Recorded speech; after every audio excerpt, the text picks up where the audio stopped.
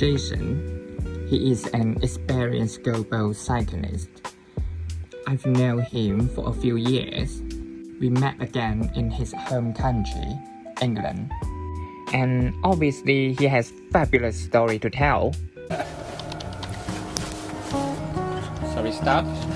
My name is Jason. I'm nearly 55. And of course, I'm sure Vince will tell you, I met him in Africa probably 5 years ago on our bicycles. What's the word? Fei Chung Hao.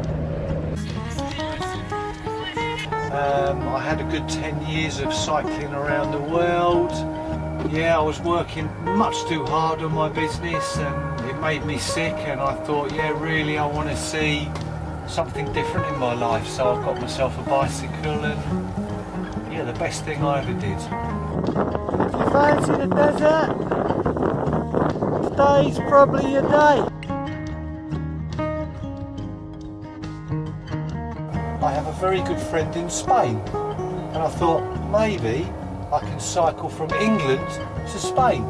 And when I did that, I realised just how much I really enjoyed that life. And I knew that when I came home, yeah, then I was going to start going really long distance. And what's your source of income while traveling? The good news is, as we know, a bicycle is very cheap living. There's no fuel, it's very simple. Yeah, that's right. You need your food and a few visas. So, but yeah, to answer your question, I own a house in England and I rent my house to somebody, and that's just enough money to allow me to... Why did you choose to cycle around the world? You know what it is? Most people around the world, we're all being told, be careful of those people, they're dangerous over there, be careful of them, or be careful of them. But once you get on your bicycle and you learn that the world is very friendly, you just want to experience more and more and more. And it's lovely to see. How has this journey changed your life or given you a new perspective? I think the biggest thing for me personally, I think I'm much more confident now. Whereas before I might have been a little bit shy. And it's also taught me that I don't really need to have a career for my life. There's always a way of making money. And also I don't need as much stuff, which is lovely. And how do you communicate with people from different cultures and languages? It's always hello, hello, hello, hello, hello. Go and say hello with a smile. Yeah, just smile. Yeah. Tell me about your cycling road. Like, where have you been cycled? I guess my biggest trip, I start in London, and then I cross to France, and I go through Europe. Then we get to Turkey, it's Iran, and it's the stands: Turkmenistan, Uzbekistan, Tajikistan, Kyrgyzstan, Kazakhstan. Then into China, which was amazing. Love China. Well, I think the first time I was maybe away from home for, I think, 5 years. Oh, 5 years. What is the biggest culture shock to you in China? I loved China. Really loved China. I loved it. Half of China almost was desert, and I loved that, and that absolutely blew my mind.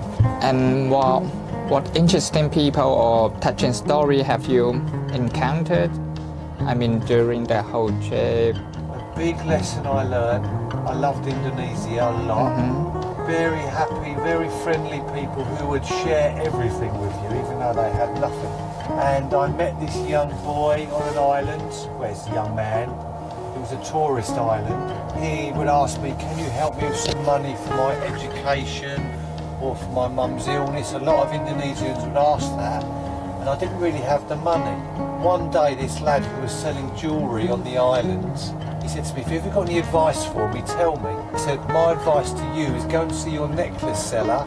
Now you've got more money, sell them on more necklaces at a lower price. And he said to me, I've spent a lot of the money. I thought, why? He said, I had to repair my roof, buy some shoes for my children, buy some more rice, what have you. Yeah. The first thing I thought was, that's stupid. And then I sat and thought, no, he's not stupid. He's taught himself English, made himself a small business, and it made me kind of realise it doesn't matter who you are, where you're from, just because you've not been to school doesn't mean you're stupid. Yeah, that's right. Yeah. Does that make sense? Yeah, of course. Yeah. During the travel, you can really learn something, or you can from the people or from some story, like always inspire you. Yes. Yeah. These days, just be humble. Uh-huh. Remember, people do things differently. And what is the most difficult moment, and did you ever consider giving up? Oh, West Africa was very difficult. Yeah, it is. Yeah, I didn't realise at the time, but I caught malaria, and it was very strange because I'm in a hot country, my nose is running, I feel like I've got a cold or flu, and I'm thinking, how can I have a cold in this hot country? And my energy I had very little energy, it was hot there anyway, and I really was close to stopping. And luckily I found a nice, clean, relaxing guest house run by the nuns. Every day I said I'm going, and I couldn't because my energy, and the nun said to me, you've got malaria. So yeah, that was a hard time. If I'm honest, my only regret would be that I didn't do it sooner, because the way it changes how you see the world, you see other people. Right now, why did you switch from traveling by bicycle to van life? Yeah, well, Africa, which I love very much, especially West Africa, was really hard going. Not the people, but just the environment. It was quite hard to find enough food sometimes, and also I was getting older. Physically, I found it so demanding. If I'm honest, I stopped enjoying it in the end. And will you write a book or create a documentary about your experience in future? Have you think about that? I'll tell you why. Like Vincent, we have lots of stories. I realised that do it properly and do it for a book would mean that my travels were no longer an adventure, but it would have become about work. I wanted to enjoy the people around me, the environment. Does that make sense? Yeah, of course. You know, so sometimes when you see something nice, if you enjoy the moment, then wow, that's very peaceful, very lovely. But if you put up a camera or something, you will, just ruin the moment is gone. The moment is gone. Yeah. If you could summarize your cycling journey in one sentence, what would it be? The greatest education I ever had. What is the one sentence you would like to say to younger yourself or young people? You'll never look at the news in the same way again. You'll look at that news and say, I don't believe that. Find the world is full of interesting, nice people is amazing. Yeah, so what do you think about marriage, or why you're doing? Marriage is not a thing for me, but if it makes somebody happy, that's also fine as well. Thanks for your answering, yeah. Very great job. Without a doubt, Jason and I are similar in many ways, but everyone is unique, and we all have the freedom to choose our own path.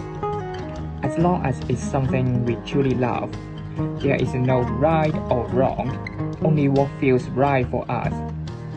Instead of drifting aimlessly with the crowd, we should embrace the freedom to breathe and create endless possibilities. Let life be full of surprise.